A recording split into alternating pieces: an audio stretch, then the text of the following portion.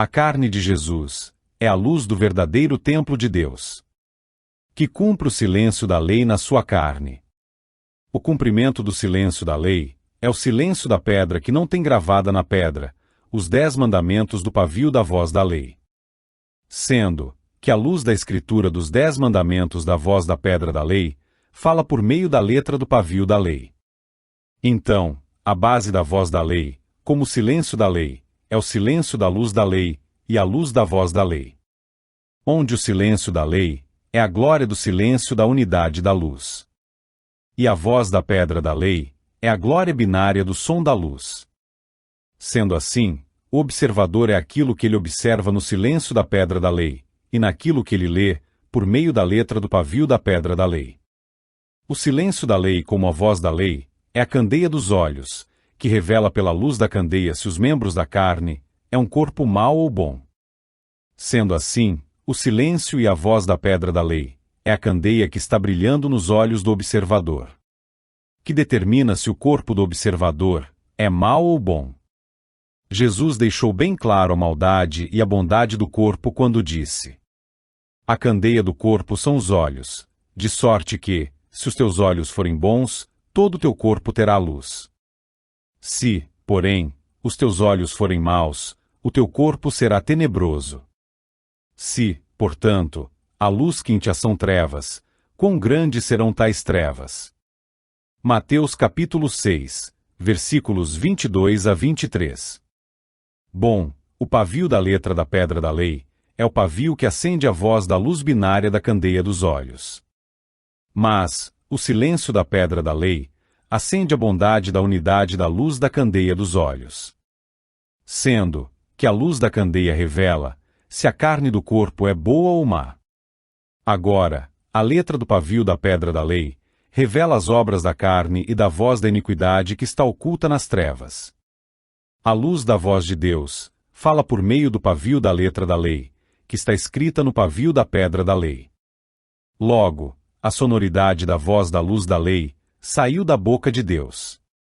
Agora, Deus fala por meio da letra do pavio da lei, por causa da luz ou por causa das obras da iniquidade das trevas?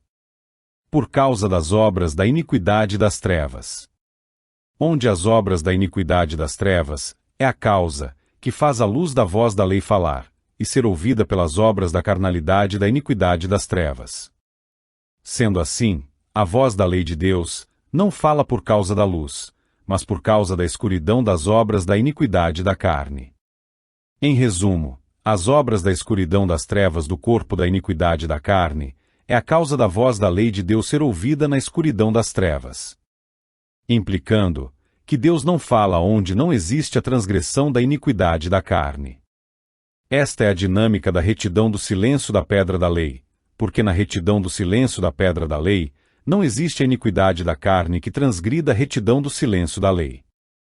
Logo, se não existe a transgressão no silêncio da pedra da lei, a lei está cumprida no silêncio da pedra da lei, sem a necessidade do pavio da letra da lei. Então, o pavio da letra da lei é a comunicação do fogo consumidor de Deus, que tem a função de fazer desaparecer da lembrança a memória das obras da escuridão da iniquidade da carne.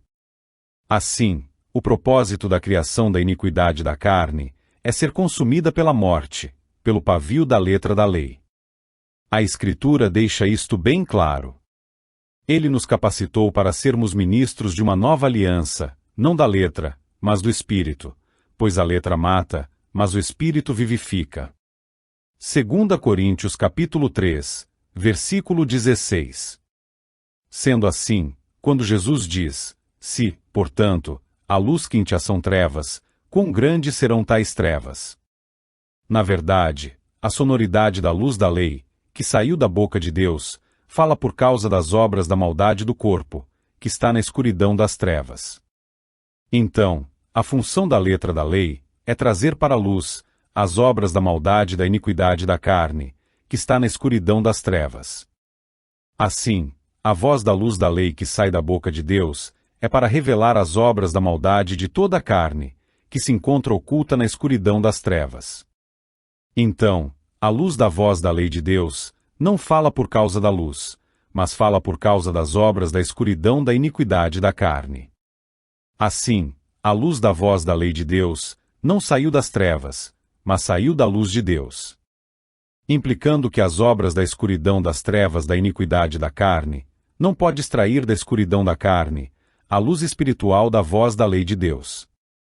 Porque a função da espiritualidade da luz da lei de Deus é trazer para a luz a escuridão das obras da maldade de toda a carne e consumir as trevas da carne pelo pavio da letra da lei.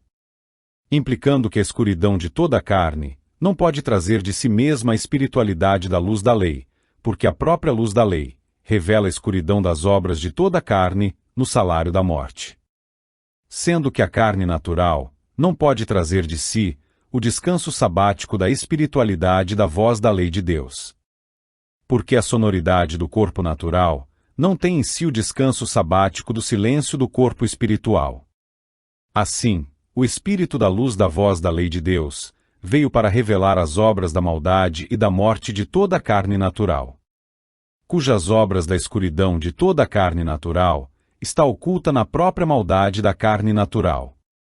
Implicando que toda a carne natural executa somente as obras da injustiça e da maldade das obras do pecado, que tem o seu salário na morte. É por esta causa que a Escritura diz: não há um justo, nem um sequer. Não há ninguém que entenda. Não há ninguém que busque a Deus. Todos se extraviaram, e juntamente se fizeram inúteis. Não há quem faça o bem, não há nem um só. Romanos capítulo 3, versículos 10 a 11. A carne natural é o corpo que carrega em si todo o trabalho das obras da injustiça, que é a recompensa do salário da morte. Logo, a carne que trabalha as obras da injustiça receberá o salário da injustiça. Então, a carne natural não morre porque ela é justa, mas porque ela é injusta. Sendo assim, não se morre porque é justo, mas porque é injusto. Onde a carne natural morre, porque não busca Deus. Isto acontece, porque a carne natural não é a morada da unidade da luz de Deus. Determinando que a unidade do tabernáculo da luz do Cordeiro e da luz de Deus não habita na escuridão da carne natural. Porque na escuridão da carne natural não habita a letra da luz da voz da lei de Deus, mas a letra da escuridão da voz da lei do pecado. Foi por esta causa que Jesus disse: se, portanto, a luz quinte são trevas, quão grandes serão tais trevas? Então, na carne natural não habita o espírito iluminado da letra da lei, mas a escuridão da carne, que fala segundo a voz da lei do homem da iniquidade. Então, a lei da iniquidade está diretamente vinculada à estrutura da nudez do corpo do pecado. Bom, o pecado significa errar o alvo do silêncio da carne, que é o cumprimento da lei de Deus. Aonde no silêncio da carne não existe o pavio da letra da lei de Deus. O apóstolo Paulo deixou isto bem claro, ao falar sobre a letra da pedra da lei, que produz a luz espiritual da voz da lei. E eu, na algum tempo, vivia sem lei, mas, vindo o mandamento, reviveu o pecado, e eu morri. E o mandamento que era para a vida, achei eu que me era para a morte. Porque o pecado, tomando ocasião pelo mandamento, me enganou, e por ele me matou. E assim a lei é santa, e o mandamento santo, justo e bom. Logo tornou-se-me o bom em morte. De modo nenhum, mas o pecado, para que se mostrasse pecado, operou em mim a morte pelo bem, a fim de que pelo mandamento o pecado se fizesse excessivamente maligno. Porque bem sabemos que a lei é espiritual, mas eu sou carnal, vendido sob o pecado. Porque o que faço não aprovo, pois o que quero isso não faço, mas o que aborreço isso faço. E, se faço o que não quero, consinto com a lei, que é boa. De maneira que agora já não sou eu que faço isto, mas o pecado que habita em mim. Porque eu sei que em mim, isto é, na minha carne, não habita bem algum, e com efeito o querer está em mim, mas não consigo realizar o bem. Porque não faço o bem que quero, mas o mal que não quero esse faço. Ora, se eu faço o que não quero, já o não faço eu, mas o pecado que habita em mim. Acho então esta lei em mim, que, quando quero fazer o bem, o mal está comigo. Porque, segundo o homem interior, tenho prazer na lei de Deus. Mas vejo nos meus membros outra lei, que batalha contra a lei do meu entendimento, e me prende debaixo da lei do pecado que está nos meus membros. Miserável homem que eu sou! Quem me livrará do corpo desta morte? Romanos capítulo 7, versículos 9 a 24. Este texto fala da estrutura do corpo, aonde nos membros do corpo se encontra a luz das obras da maldade e da voz da lei do pecado. Mas, antes de entrarmos em si no texto, é preciso entender que a lei das obras do pecado é o ouvido da escuridão das trevas, que fala pela letra do pavio da pedra da lei. Sendo que a voz da maldade e da inclinação da lei do pecado confirma a bondade do pavio da letra da lei. A escrita do pavio da lei é a letra da voz da lei, que mantém a inclinação da voz da lei do pecado, brilhando no pavio da letra da lei. Onde o pavio da pedra da lei é a positividade da lei de Deus, que acende a luz binária, da sonoridade negativa, da letra do pavio da pedra da lei. Bom, o que seria de fato a luz da escuridão do pecado? A voz negativa da lei. Quando a letra do pavio da lei diz: não matarás. É por causa das obras da morte, que está oculta nas trevas. Sendo que a negatividade da letra do pavio da pedra da lei manifesta a escuridão das obras da nudez da morte, que se encontra oculta na ilusão da luz. Na verdade, na escuridão se encontra a ilusão da luz, na escuridão da nudez do corpo do homem da iniquidade. Então, a função do pavio da letra da lei é remover a ilusão da luz que está ocultando a nudez das trevas do homem da iniquidade. Onde a nudez da escuridão do homem da iniquidade revela que a luz do corpo do homem da iniquidade é uma ilusão das trevas. Porque a negação do pavio da letra da lei está escrito: e não matarás. Onde a negação do pavio da lei revela a ira de Deus, que não pode ser dominada. Literalmente, a negação do pavio da letra da lei revela a nudez da escuridão do homem da iniquidade, que está oculta na ilusão da veste da sua luz. Porque na negação da lei, acende a luz do princípio e do fim da letra do pavio da pedra da lei, que apaga a ilusão da veste da luz do homem da iniquidade. Revelando que o corpo das trevas do homem da iniquidade fala segundo a lei da escuridão do pecado. A ilusão da veste iluminada do homem da iniquidade oculta a nudez das trevas do corpo do homem da iniquidade, pela falta do conhecimento da letra do pavio da lei de Deus. Para entender com mais clareza, vamos a um exemplo. A nudez de um homem caminha vestido com luz, mas ele não sabe que a luz que veste o seu corpo é uma ilusão. Sendo que, na verdade, que a nudez do homem está totalmente exposta na escuridão. Na verdade, o homem não tem a consciência da escuridão da nudez do seu corpo, porque ele nunca viu a letra do pavio da pedra da lei. Literalmente, o homem não discerne a sua nudez na escuridão, porque a lei do homem da iniquidade não permite discernir a ilusão da veste de luz, que ilusoriamente não permite ver a nudez das trevas do seu corpo. Onde a nudez do seu corpo brilha como luz, mas na verdade na escuridão da nudez do seu corpo não existe luz. Implicando que a luz da nudez do homem da iniquidade nunca será discernida, enquanto não existir o pavio da letra da lei de Deus na escuridão.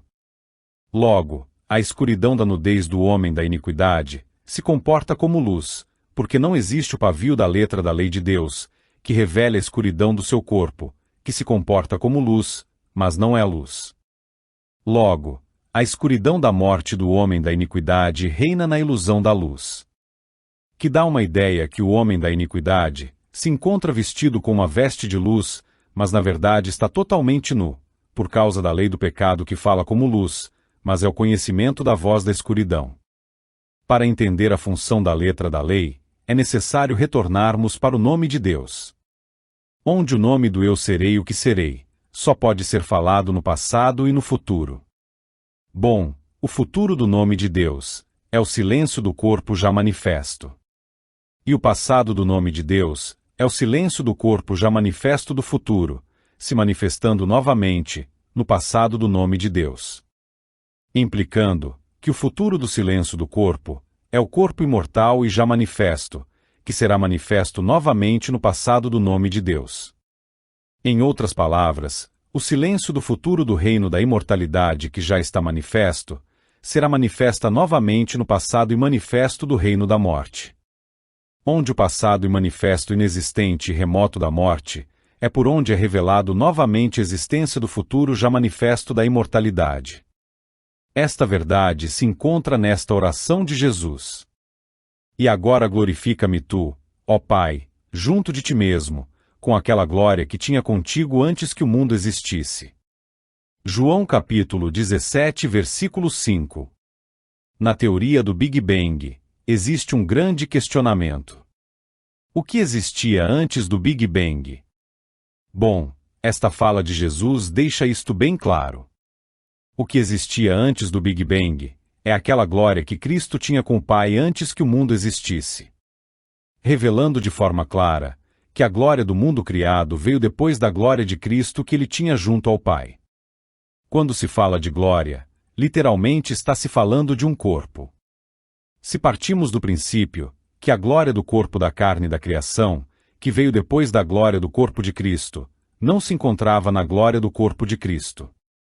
Isto implica que a glória do corpo de Cristo não é segundo a glória do corpo da carne da criação.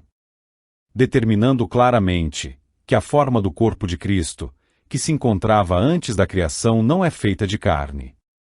Isto é verdadeiro. Porque o apóstolo João diz: E o Verbo se fez carne. João capítulo 1, versículo 14. O sentido de se fazer carne é mudar a glória do corpo de Cristo para a glória do corpo de carne.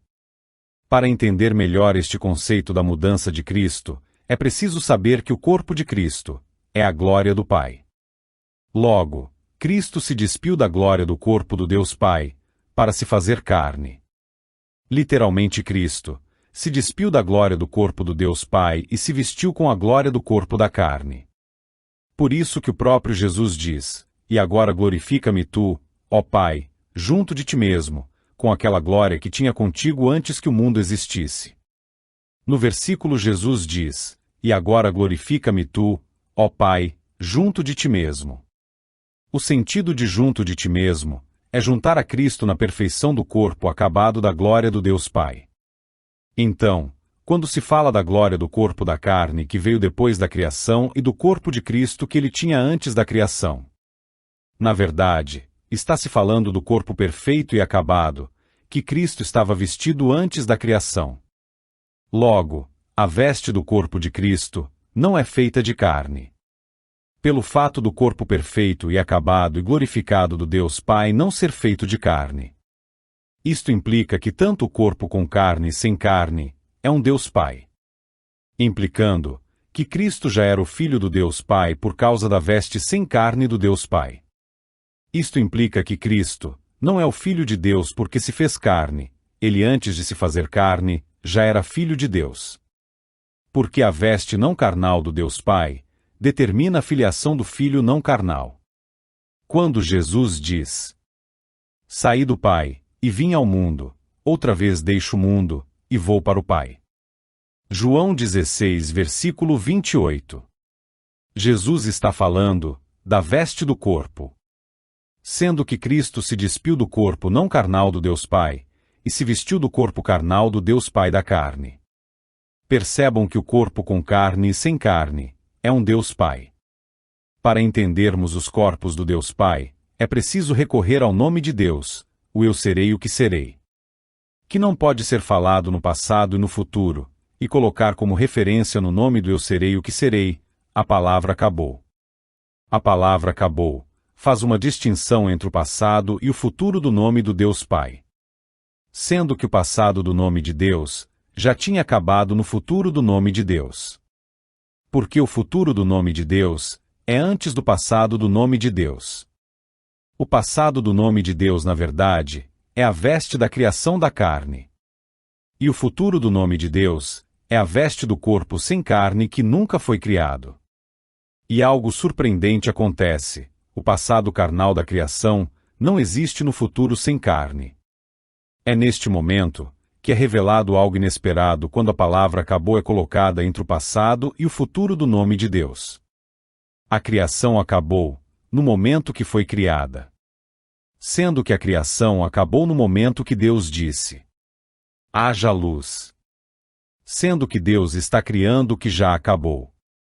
Em outras palavras, Deus está criando o que não existe. Logo, o corpo criado com carne não é um corpo real, mas é uma ilusão. Literalmente, a glória do passado do corpo com carne não existe diante da realidade futurística do corpo glorificado que não tem carne. Isto implica que o corpo com carne é uma projeção ilusória do seu fim, indicando que não existe um começo na glória do corpo com carne, mas somente o seu fim. Sendo que a glória da carne sai do seu fim e retorna para o seu fim, que é totalmente diferente do corpo acabado do Deus Pai, que não pode ter um fim porque também não tem um início. Assim, a dinâmica do corpo de carne é que ele não tem um início, mas somente um fim. Então, o corpo com carne está no fim do passado do nome de Deus. E o corpo não carnal está no futuro do nome de Deus. Mas, com um detalhe, o corpo não carnal do futuro do nome de Deus é segundo a ordem do Espírito Santo de Deus, que não tem início e fim.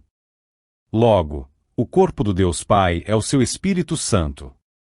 Então, a resposta para a teoria do Big Bang é: antes da criação do mundo, existia somente a realidade não gerada, do corpo sem carne, que não tem início e fim no Espírito Santo de Deus. Agora, por que a glória do corpo com carne não tem uma origem no fim? Porque a veste do corpo acabado e perfeito do Espírito Santo do Deus Pai existe sem o corpo com carne da criação. Logo, a glória do corpo que existe aniquila a glória do corpo que não existe. Porque a veste do corpo que não existe na veste do corpo que existe.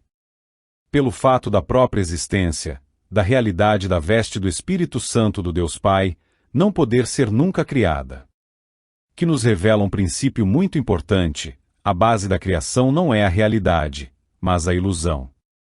Onde o fundamento é o tempo do fim, que marca o tempo daquilo que não existe.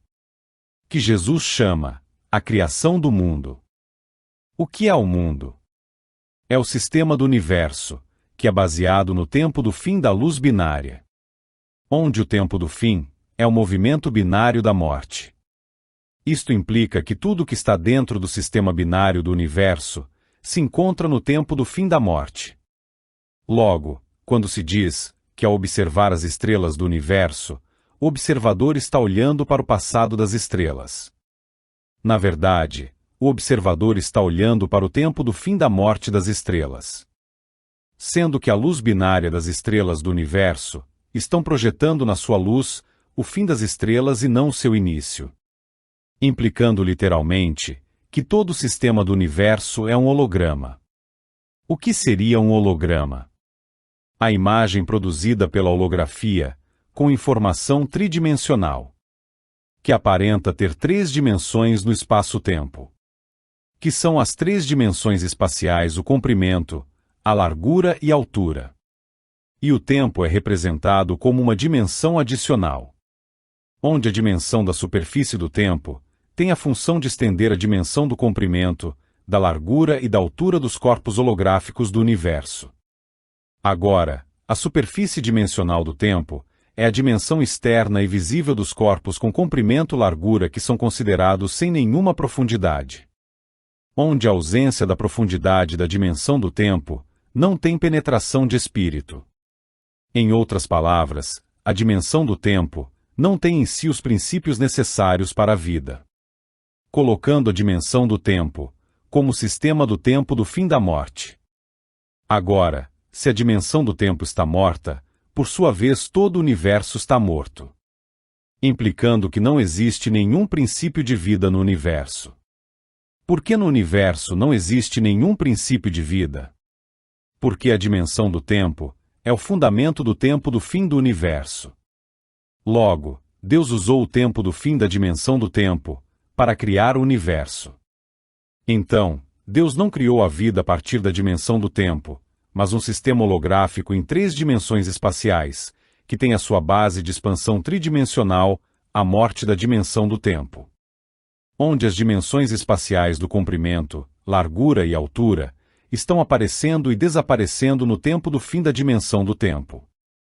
Sendo que as dimensões do comprimento, da largura e da altura é o movimento binário das coisas criadas. Onde o corpo tridimensional, ao estar expandido, ele está refletindo a luz e quando ele se contrai a sua luz apaga na contração. Implicando que o corpo tridimensional está se comportando como dia na expansão e como noite na contração.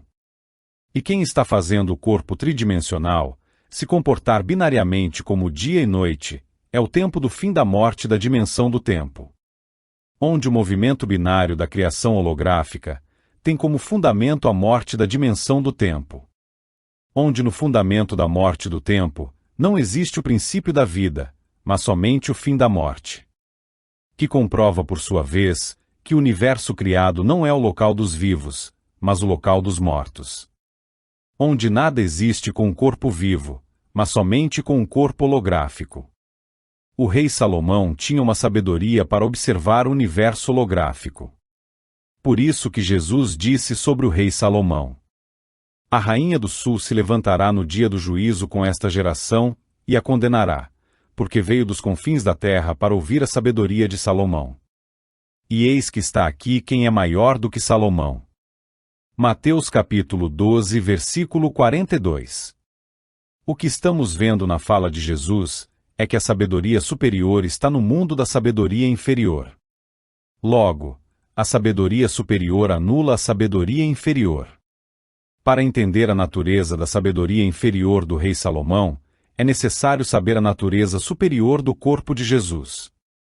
Jesus, pois, lhes disse: na verdade vos digo que, se não comerdes a carne do Filho do Homem, e não beberdes o seu sangue, não tereis vida em vós mesmos. João capítulo 6, versículo 53. Interessante observar que Jesus começa dizendo: na verdade vos digo. Esta expressão é utilizada por Jesus, como um alerta profundo, que se contrapõe à superficialidade do tempo do fim da dimensão do tempo, que não tem profundidade do princípio da vida. Logo, Jesus está falando da profundidade do princípio da vida quando diz: na verdade vos digo.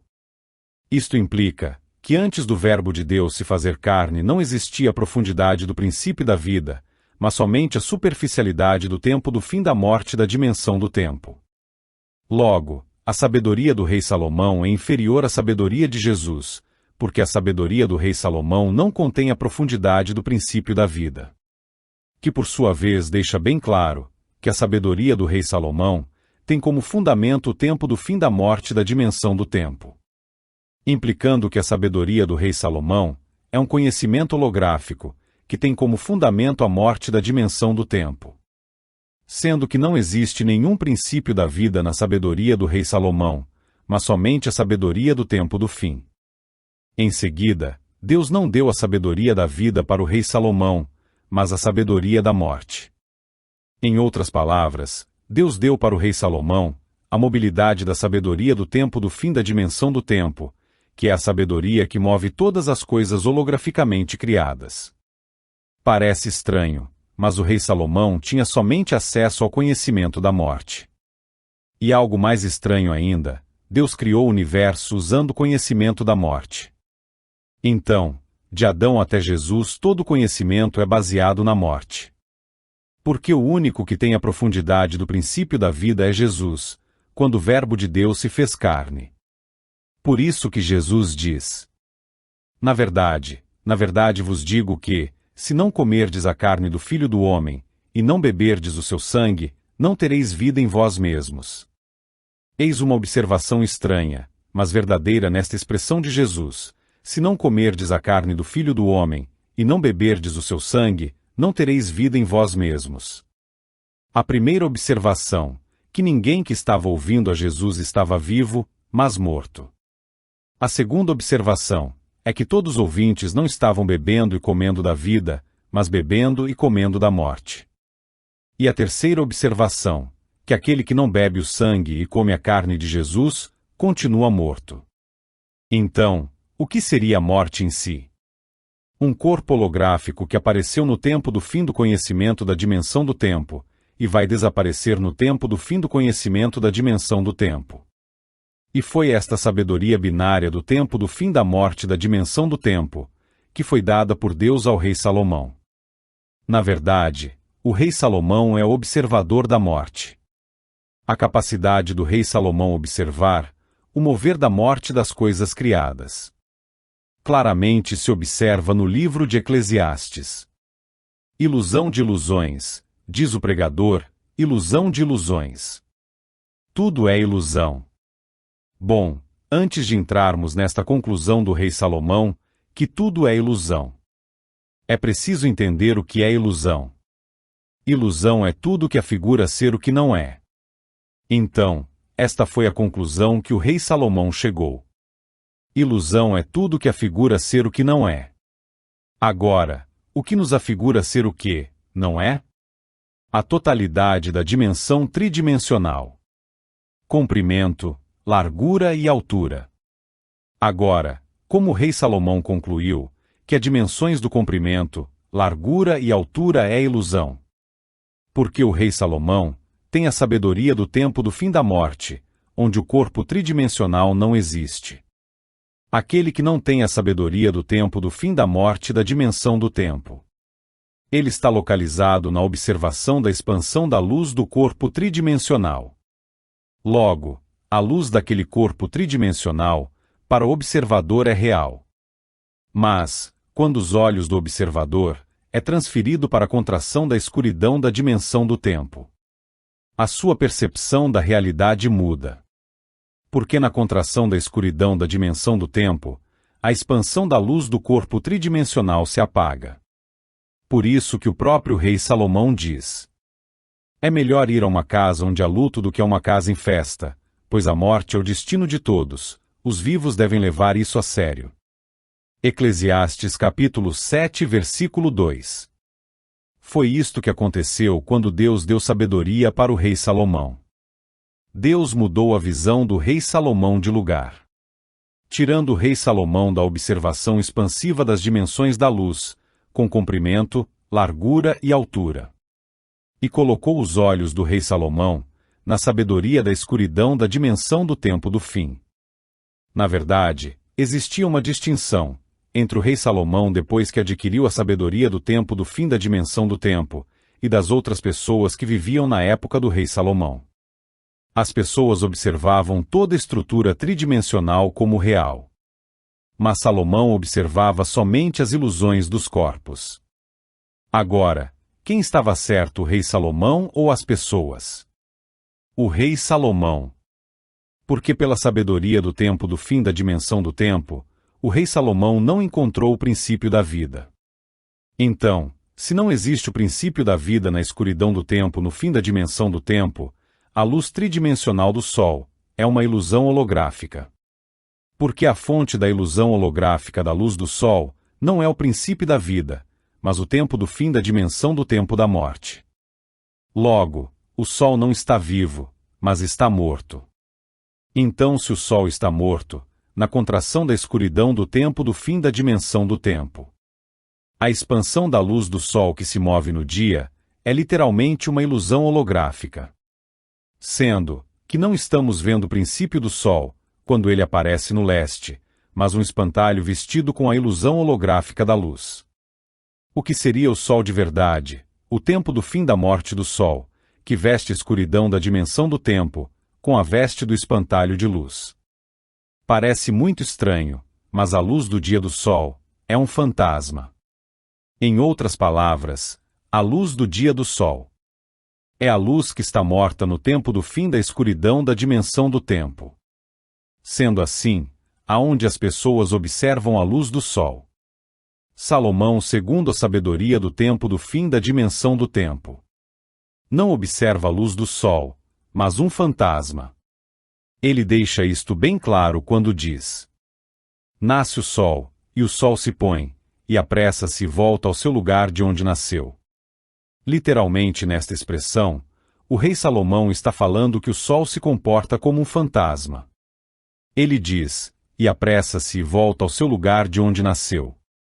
De onde o sol nasce? Do tempo do fim da escuridão da dimensão do tempo. Aonde na escuridão da dimensão do tempo, não existe a luz do princípio da vida. Porque o princípio da luz da vida é Jesus, o Verbo que se fez carne. Por isso que o apóstolo João diz: E a luz resplandece nas trevas, e as trevas não a compreenderam. João capítulo 1, versículo 6. Isto mostra claramente que o sol não produz luz, somente trevas. E quando o rei Salomão diz: Nasce o sol, e o sol se põe. Na verdade, a luz do sol é um fantasma que se põe. Sendo que o sol deixa o local da sua morte no tempo do fim da escuridão da dimensão do tempo, e leva sua luz fantasmagórica para o tempo do fim da escuridão da dimensão do tempo.